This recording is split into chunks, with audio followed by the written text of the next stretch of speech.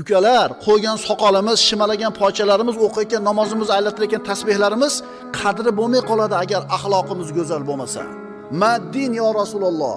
Din nima yo Rasululloh deb so'rashganlarida husnul xuluq deganlar. Go'zal xulq deganlar. Ro'parangda turgan mo'min birodarining axloqi sening axloqingdan balandmi? Demak, uni iymoni ham baland deyiladi. Ukalar, xulq dinimiz. Ma'qulmi? Soqolni qo'yib sigaret chekib turgan ukalarni ko'ramiz. Mashinada shunday tikka o'tib ketyapti qizilga. Katta gapirsa kattani gapini olmaydi, kichkinaga rahm shafqati yo'q. Shundaylarmi ukalar? Xulqinglarni go'zal qilinglar.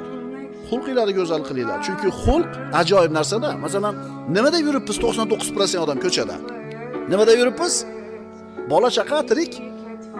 Ana shu tirikchilikingizlarda zo'r bo'lishligi, rizqingizda barakot bo'lishiga ham xulqni to'g'ridan to'g'ri aloqasi bor. Ishonaveringlar.